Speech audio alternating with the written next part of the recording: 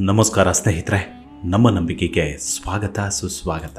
ಸ್ನೇಹಿತರೆ, ಇದೀಗ ರಾಮ ಮಂದಿರ ನಿರ್ಮಾಣವಾದ ನಂತರವಂತೂ ಪ್ರತಿಯೊಬ್ಬರ ಆತ್ಮರತಿಯ ಅಭಿಲಾಷೆಯಲ್ಲಿ ಮೂಡಿಬರುತ್ತಿರುವ ವಿಷಯವೇ ಕಲ್ಕಿಯ ವಿಚಾರ. ಕಲ್ಕಿ ಕಲಿಯುಗದಲ್ಲಿ ಜನ್ಮ ತಳೆಯುತ್ತಾನಂತೆ. ಕಲಿಯುಗದ ಅಂತ್ಯ ಕಲ್ಕಿಯಿಂದಲೇ ನಡೆಯುತ್ತೆ ಅನ್ನೋ ಸಾರ ನಮ್ಮ ಭಾರತೀಯರದ್ದು. ಅಷ್ಟಕ್ಕೂ ಕಲಿಪುರುಷ ಎಲ್ಲಿ ಹುಟ್ಟುತ್ತಾನೆ ಅನ್ನೋದನ್ನ ವೇದ ಗ್ರಂಥಗಳು ಈಗಾಗಲೇ ಉಲ್ಲೇಖ ಮಾಡಿವೆ. ಅಲ್ಲದೆ ಅನ್ಯ ಧರ್ಮ ಗ್ರಂಥಗಳ ವಿಚಾರಕ್ಕೆ ಬರುವುದಾದರೆ, ಜಗತ್ತಿನ ನಾನಾ ಭಾಗಗಳಲ್ಲಿ ಹುಟ್ಟಿರುವ ಕೆಲವು ಮಹಾಪುರುಷರು ನಾನೇ ಕಲಿಪುರುಷ ಎಂದು ಘೋಷಿಸಿಕೊಂಡಿದ್ದಾರೆ.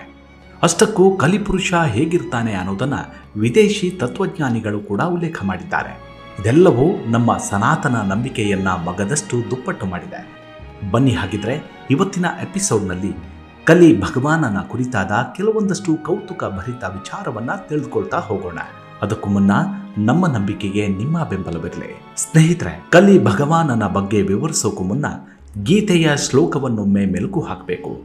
ಯದಾ ಯದಾ ಹಿ ಧರ್ಮಸ್ಯ ಗ್ಲಾನಿರ್ಭವತಿ ಭಾರತ ಅಭ್ಯುತ್ಥಾನಾಮ ಧರ್ಮಸ್ಯ ತದಾತ್ಮನಂ ಸೃಜಮಾಮ್ಯಹಂ ಪರಿತ್ರಾಣಾಯ ಸಾಧೂನಾಂ ವಿನಾಶಾಯ ಚ ದುಷ್ಕೃತಾಂ ಧರ್ಮ ಸಂಸ್ಥಾಪನಾರ್ಥಾಯ ಸಂಭವಾಮಿ ಯುಗೆ ಯುಗೆ ಎಂದಿದ್ದಾನೆ ಶ್ರೀಕೃಷ್ಣ ಪರಮಾತ್ಮ. ಅಂದರೆ, ಎಲ್ಲಿ ಧರ್ಮ ನಶಿಸಿ ಹೋಗುತ್ತೆ, ಅಧರ್ಮ ತಾಂಡವವಾಡುತ್ತೋ ಅಲ್ಲಿ ಧರ್ಮ ಸ್ಥಾಪನೆಗಾಗಿ ನಾನು ಮತ್ತೆ ಜನ್ಮವಿತ್ತಿ ಬರ್ತೀನಿ, ಇಡೀ ಜಗತ್ತನ್ನ ಸಮತೋಲನವಾಗಿರ್ತೀನಿ ಎಂದಿದ್ದಾನೆ ಪರಮಾತ್ಮ. ನಮ್ಮ ಸನಾತನ ಧರ್ಮ ಗ್ರಂಥಗಳಿಗನುಸಾರ ಶ್ರೀ ವಿಷ್ಣು ಪರಮಾತ್ಮನೇ ಸರ್ವಂತರ್ಯಾಮಿ. ಈಗಾಗಲೇ ಕಳೆದ 3 ಯುಗಗಳ ಪೈಕಿ 9 ಅವತಾರಗಳು ಸಮಾಪ್ತಿಯಾಗಿವೆ. ಆದರೆ ಇನ್ನುಳಿದ ಕೊನೆ ಅವತಾರವೇ ಕಲಿಯ ಅವತಾರ. ಕಲಿ ಅಂದರೆ ಕಷ್ಟ ಎಂದಾಗತ್ತೆ. ನಾವೀಗ ಇರೋದು ಕಲಿಯುಗ ಅಂದರೆ ಕಷ್ಟದ ಯುಗ. ಎಲ್ಲೆಲ್ಲೂ ಶ್ರಮಜೀವಿಗಳೇ. ಹಣ ಕೂಡಿಡೋನು ಒಂದು ಕಡೆ ಆದರೆ ಹಣ ಲಪಟಾಯಿಸೋನು ಮತ್ತೊಂದು ಕಡೆ. ಇಲ್ಲಿ ಪ್ರತಿಯೊಂದಕ್ಕೂ ಕಷ್ಟ ಅನ್ನೋದು ಇದ್ದೇ ಇದೆ. ರೈತನಿಂದ ಹಿಡಿದು ಆಗರ್ಭ ಶ್ರೀಮಂತನವರೆಗೂ ಶ್ರಮ ಅಥವಾ ಕಷ್ಟದ ಬದುಕು ಇದ್ದೇ ಇರುತ್ತೆ. ಅದು ಆಹಾರವೋ ಆರೋಗ್ಯವೋ ಎಲ್ಲದರಲ್ಲೂ ಸಂಕಷ್ಟ ತಪ್ಪಿದ್ದಲ್ಲ. ಹೀಗೆ ಕಲಿಯುಗದಲ್ಲಿ ಧರ್ಮವನ್ನು ಅಳಿಯದೆ ಕಾಪಾಡಲು ಕಲಿ ಪುರುಷನ ರೂಪದಲ್ಲಿ ಶ್ರೀ ವಿಷ್ಣು ಪರಮಾತ್ಮ ಅವತಾರವೆತ್ತಿ ಬರ್ತಾನೆ ಎಂದಿದೆ ಪೌರಾಣಿಕ ಕಥೆಗಳು. ಅಷ್ಟಕ್ಕೂ ಕಲಿಪುರುಷ ಎಲ್ಲಿ ಹುಟ್ಟುತ್ತಾನೆ, ಹೇಗಿರ್ತಾನೆ ಅನ್ನೋದನ್ನು ಗಮನಿಸಿದರೆ, ವಿಷ್ಣು ಪುರಾಣದ ಪ್ರಕಾರ ಕಲ್ಕಿಯ ಅವತಾರ ವಿಷ್ಣುವಿನ 25ನೇ ಅವತಾರ. ಆದರೆ ಗರುಡ ಪುರಾಣದ ಪ್ರಕಾರ ಕಲ್ಕಿ ಅವತಾರ ವಿಷ್ಣುವಿನ 10ನೆಯ ಅವತಾರ ಎನ್ನಲಾಗುತ್ತೆ. ಅದೇ ರೀತಿ ಮತ್ಸ್ಯ ಪುರಾಣ, ಬ್ರಹ್ಮ ವೈವರ್ತ ಪುರಾಣ, ಭಗವತ್ ಪುರಾಣ, ಭವಿಷ್ಯತ್ ಪುರಾಣ, ಶ್ರೀ ವಾಯು ಪುರಾಣ ಸೇರಿದಂತೆ ಹಲವು ಪುರಾಣಗಳಲ್ಲಿ ಕಲ್ಕಿಯ ಬಗ್ಗೆ ಉಲ್ಲೇಖ ಇದೆ. ಭಾಗವತ್ ಪುರಾಣದ ಪ್ರಕಾರ ಕಲಿಯುಗದ ಅಂತ್ಯದ ವೇಳೆ ಹಿಮಾಲಯದ ತಪ್ಪಲಿನಲ್ಲಿರುವ ಶಾಂಬಾಲ ಅನ್ನೋ ಗ್ರಾಮದಲ್ಲಿ ವಿಷ್ಣುವೇಶ್ ಅನ್ನೋ ಬ್ರಾಹ್ಮಣನಿಗೆ ಕಲ್ಕಿ ಮಗನಾಗಿ ಜನಿಸ್ತಾನೆ ಎನ್ನಲಾಗಿದೆ. ಈಗಾಗಲೇ ಶಾಂಬಾಲ ನಗರದ ಅಸ್ತಿತ್ವ ಇದೆಯಾ ಅನ್ನೋ ಮಾಹಿತಿಯನ್ನ ಸಂಪೂರ್ಣವಾಗಿ ವಿವರಿಸಿ ವಿಡಿಯೋ ಮಾಡಲಾಗಿದೆ. ಡಿಸ್ಕ್ರಿಪ್ಷನ್ ಬಾಕ್ಸ್ನಲ್ಲಿ ವಿಡಿಯೋ ಲಿಂಕ್ ಇದೆ. ದಯವಿಟ್ಟು ವಿಡಿಯೋ ನೋಡಿದವರು ವಿಡಿಯೋವನ್ನು ಗಮನಿಸಿ. ಹೀಗೆ ಭಗವಾನ್ ವಿಷ್ಣು ಶ್ರಾವಣ ಮಾಸದ ಶುಕ್ಲ ಪಕ್ಷದ ಷಷ್ಠಿ ತಿಥಿಯಂದು ವಿಷ್ಣುವೇಶ್ ಹಾಗೂ ಆತನ ಪತ್ನಿ ಸುಮತಿಯ ಮಗನಾಗಿ ಕಲ್ಕಿಯ ಅವತಾರವೆತ್ತಿ ಬರ್ತಾನೆ ಅಂತ ಪುರಾಣಗಳಲ್ಲಿ ಉಲ್ಲೇಖಿಸಲಾಗಿದೆ. ಕಲ್ಕಿಯ ಅವತಾರ ನಿಷ್ಕಳಂಕ ಅವತಾರ ಅಂತ ಪ್ರಸಿದ್ಧಿ ಪಡೆದು ಎಲ್ಲ 64 ಕಲೆಗಳು ಈ ಅವತಾರದಲ್ಲಿ ಕಂಡುಬರಲಿದೆ ಅಂತ ಪುರಾಣಗಳು ಹೇಳ್ತಾವೆ. ಇದಿಷ್ಟೇ ಅಲ್ಲದೆ ಪುರಾಣಗಳಲ್ಲಿ ಕಲ್ಕಿಯ ಸಹೋದರರು, ಅವರ ಕುಟುಂಬ ಹಾಗೂ ಮಕ್ಕಳ ಬಗ್ಗೆಯೂ ಉಲ್ಲೇಖಿಸಲಾಗಿದೆ. ಪುರಾಣಗಳ ಪ್ರಕಾರ ಕಲ್ಕಿಗೆ 3 ಜನ ಅಣ್ಣಂದಿರಿದ್ದು ಅವರ ಹೆಸರು ಸುಮನ್, ಕವಿ ಹಾಗೂ ಪ್ರಜ್ಞಾನ್ ಅಂತ ಹೇಳಲಾಗಿದೆ. ಕಲ್ಕಿಗೆ ಪದ್ಮ ಹಾಗೂ ರಮಾ ಅನ್ನೋ 2 ಪತ್ನಿಯರು ಇದ್ದಾರೆ. ಆ 2 ಪತ್ನಿಯರಿಗೆ ಜಯ, ವಿಜಯ, ಮೇಘ, ಮಾಲಾ ಹಾಗೂ ಬಲಾಯಕ್ ಅನ್ನೋ ಹೆಸರಿನ ಮಕ್ಕಳು ಇರುತ್ತಾರೆ ಅಂತ ಪುರಾಣಗಳು ಹೇಳ್ತವೆ. ಅಧರ್ಮವನ್ನು ನಾಶಪಡಿಸಿ ಧರ್ಮ ಸ್ಥಾಪನೆ ಮಾಡಲೆಂದೇ ಕಲ್ಕಿ ದೇವದತ್ತ ಅನ್ನೋ ಹೆಸರಿನ ಬಿಳಿ ಕುದುರೆಯನ್ನ ಏರಿ ಬರಲಿದ್ದಾನೆ ಅಂತ ಧರ್ಮ ಗ್ರಂಥಗಳಲ್ಲಿ ಉಲ್ಲೇಖಿಸಲಾಗಿದೆ. ಇದಿಷ್ಟೇ ಅಲ್ಲದೆ ಕಲ್ಕಿ ರೆಕ್ಕೆಗಳನ್ನು ಹೊಂದಿರ್ತಾನೆ, ಬಿಳಿ ಬಣ್ಣದ ಕುದುರೆ ಏರಿ ಬರ್ತಾನೆ ಹಾಗೂ ಬಲಗೈಯಲ್ಲಿ ಖಡ್ಗವನ್ನ ಹಿಡಿದಿರ್ತಾನೆ ಅಂತಲೂ ಪುರಾಣಗಳಲ್ಲಿ ಉಲ್ಲೇಖಿಸಲಾಗಿದೆ. ಸ್ನೇಹಿತರೆ, ಕಲಿಯುಗ ಆರಂಭ ಮತ್ತು ಅಂತ್ಯದ ಬಗ್ಗೆ ಈಗಾಗಲೇ ನಾನಾ ವಿಚಾರಗಳು ಹರಿದಾಡ್ತಿವೆ. ಕಲಿಯುಗವು 4,32,000 ವರ್ಷಗಳ ಕಾಲಮಾನವನ್ನು ಹೊಂದಿದೆ ಎಂದು ಹಿಂದೂ ಧರ್ಮ ಗ್ರಂಥಗಳು ನಂಬ್ತವೆ. ಆದರೆ ಈ ಅಂಧಕಾರ ಯುಗ ಪ್ರಾರಂಭವಾಗಿ ಕೆಲವೇ ಸಾವಿರ ವರ್ಷಗಳು ಕಳೆದಿವೆ. ಕಲಿಯುಗ ಆರಂಭವಾದದ್ದು ಕ್ರಿಸ್ತಪೂರ್ವ 3102ರಲ್ಲಿ. ಇದರೊಂದಿಗೆ 4,32,000 ವರ್ಷಗಳ ಅವಧಿಯನ್ನ ಹೋಲಿಕೆ ಮಾಡಿದರೆ ಕಲಿಯುಗವು ಸುಮಾರು 5121 ವರ್ಷಗಳ ಹಿಂದೆ ಪ್ರಾರಂಭವಾಯಿತು. ಅದನ್ನೇ ಕ್ರಿಸ್ತಶಕ 2024ಕ್ಕೆ ಗಮನಿಸಿದರೆ ಇನ್ನು ಮುಂದಕ್ಕೆ 4,26,883 ವರ್ಷಗಳು ಬಾಕಿ ಉಳಿದಿವೆ. ಇದಾದ ಮೇಲೆ ಇನ್ನೂ ಕಷ್ಟ ಅಂದರೆ ಮತ್ಯಾವ ರೀತಿಯಲ್ಲಿ ಬರುತ್ತದೆ ಎಂದು ಭಾವಿಸಬಹುದು. ಸ್ನೇಹಿತರೆ, ಇಲ್ಲಿ ಒಂದನ್ನು ಗಮನಿಸಲೇಬೇಕು. ಮನುಷ್ಯ ಎಷ್ಟು ವಿದ್ಯಾಪಾರಂಗತನಾಗುತ್ತಿದ್ದಾನೋ ಅಷ್ಟೇ ತಾಂತ್ರಿಕವಾಗಿಯೂ ನಿಪುಣತೆ ಪಡೆದಿದ್ದಾನೆ. ತಂತ್ರಜ್ಞಾನ ಕ್ಷೇತ್ರದಲ್ಲಿ ಉನ್ನತಿಗೇರುವ ಹೊತ್ತಲ್ಲಿ ತಾಂತ್ರಿಕ ಲೋಕದೆಡೆಗೂ ಆಕರ್ಷಿತನಾಗ್ತಿದ್ದಾನೆ. ಇಲ್ಲಿ ಕಾಳಿಮಾತೆಯನ್ನೇ ಆರಾಧಿಸಿ ಅಸಾಮಾನ್ಯ ಶಕ್ತಿ ಸಿದ್ಧಿಸಿಕೊಳ್ಳುತ್ತಿರುವ ನಿಗೂಢ ವ್ಯಕ್ತಿಗಳಿಗೇನು ಕೊರತೆ ಇಲ್ಲ.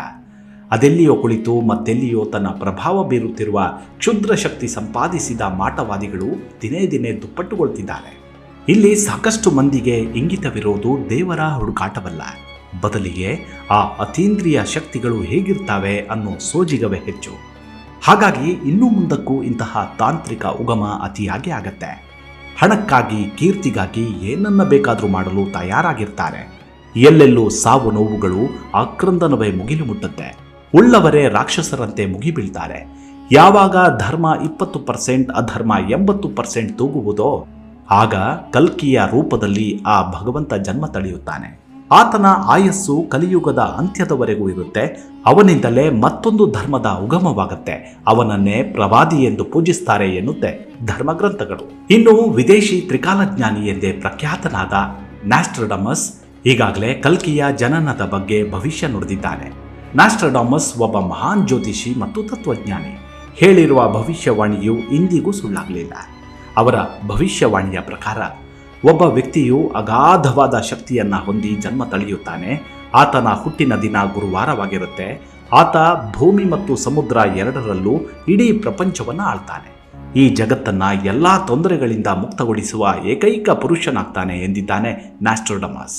ಅವರ ಪ್ರಕಾರ ಈ ಮಹಾನ್ ವ್ಯಕ್ತಿ ತನ್ನ ಸಿಂಹಾಸನದಿಂದ ಕೆಳಗಿಳಿಯುತ್ತಾನೆ. ತನ್ನ ಖಡ್ಗದಿಂದ ದುಷ್ಟರನ್ನು ಸಂಹರಿಸಲು ಸಮುದ್ರ ಮತ್ತು ಗಾಳಿಯಲ್ಲಿ ಚಲಿಸುತ್ತಾನೆ ಎಂದಿದ್ದಾನೆ.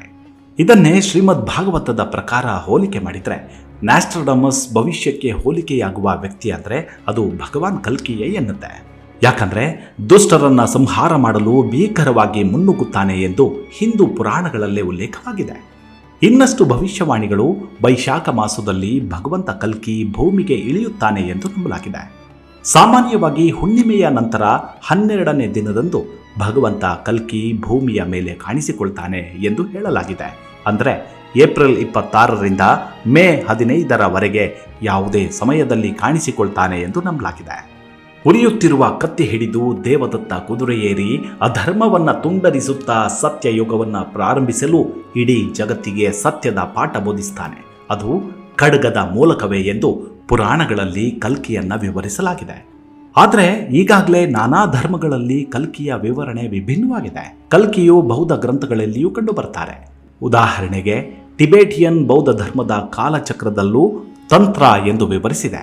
ಕಲ್ಕಿ ಅವತಾರದ ಭವಿಷ್ಯವಾಣಿಯನ್ನು ಸಿಖ್ ಗ್ರಂಥಗಳಲ್ಲೂ ಹೇಳಲಾಗಿದೆ. ಕಲ್ಕಿ ಎಂಬ ಹೆಸರು ಕಲ್ನಿಂದ ಬಂದಿದೆ. ಇದರರ್ಥ ಸಮಯ ಅಥವಾ ಕಾಲ. ಅದನ್ನೇ ಕಲಿಯುಗ ಅನ್ನುತ್ತಾರೆ. ಇದರ ಮೂಲ ಪದವು ಕರ್ಕಿ ಆಗಿರಬಹುದು. ಅಂದರೆ ಬಿಳಿ ಕುದುರೆಯಿಂದ ಕಲ್ಕಿಯಾಗಿ ರೂಪಾಂತರಗೊಂಡಿದೆ. ಕಲ್ಕಿ ವಿಷ್ಣುವಿನ ಅವತಾರ. ಅವತಾರ ಎಂದರೆ ಇಳಿಯುವುದು ಎಂದರ್ಥ. ಮಾನವನ ಅಸ್ತಿತ್ವದಲ್ಲಿ ಸಮತೋಲನ ಕಾಯ್ದಿರಿಸಿಕೊಳ್ಳುವುದು ದೈವಿಕ ಪ್ರಜ್ಞೆಯನ್ನ ಸೂಚಿಸುತ್ತೆ. ಇದರಲ್ಲಿ ಕಲಿಯೇ ಹೊಸ ಕಾಲಚಕ್ರವನ್ನ ಪುನರಾರಂಭಿಸುತ್ತಾನೆ. ಪುರಾಣಗಳಲ್ಲಿ ಕಲಿಯನ್ನ ಬ್ರಾಹ್ಮಣ ಯೋಧ ಎಂದು ವಿವರಿಸಲಾಗಿದೆ. ಗುಜರಾತ್ನ ಪಠಾನ್ನಲ್ಲಿರುವ ರಾಣಿ ಕಿ ವಾವ್ ಅಂದರೆ ರಾಣಿಯ ಮೆಟ್ಟಿಲು ಬಾವಿ ಗೋಡೆಯ ಮೇಲೆ ಕಲ್ಕಿಯ ಅವತಾರದ ಪ್ರತಿಮೆ ಇದೆ. ಕಲ್ಕಿಯು ಜನ್ಮ ತಳೆದು ಅಧರ್ಮದ ವಿರುದ್ಧ ಸೆಟೆದು ನಿಲ್ತಾನೆ. ಅದಕ್ಕಾಗಿ ಶಿವನನ್ನ ಆರಾಧಿಸತೊಡಗ್ತಾನೆ. ಅದೆಷ್ಟೋ ವರ್ಷಗಳು ಕಠಿಣ ತಪಸ್ಸು ಮಾಡ್ತಾನೆ. ಕಡೆಗೆ ಪರಶಿವ ಕಲ್ಕಿಯ ಭಕ್ತಿಯಿಂದ ಪ್ರಸನ್ನನಾಗಿ ದೇವದತ್ತ ಎಂಬ ದೈವಿಕ ಬಿಳಿ ಕುದುರೆಯನ್ನ ವರವಾಗಿ ನೀಡ್ತಾನೆ. ಅದುವೇ ಗರುಡನ ಅಭಿವ್ಯಕ್ತಿ. ಹಾಗೆಯೇ ಶಕ್ತಿಯುತವಾದ ಖಡ್ಗವನ್ನು ನೀಡ್ತಾನೆ. ಆ ಖಡ್ಗ ಹೇಗಿರುತ್ತದೆಂದರೆ ಅದರ ಹಿಡಿಕೆಯನ್ನ ಆಭರಣಗಳಿಂದ ಅಲಂಕರಿಸಲಾಗಿರುತ್ತೆ. ಪರ್ವತವನ್ನೇ ಕತ್ತರಿಸುವ ಮೊನಚಿರುತ್ತೆ.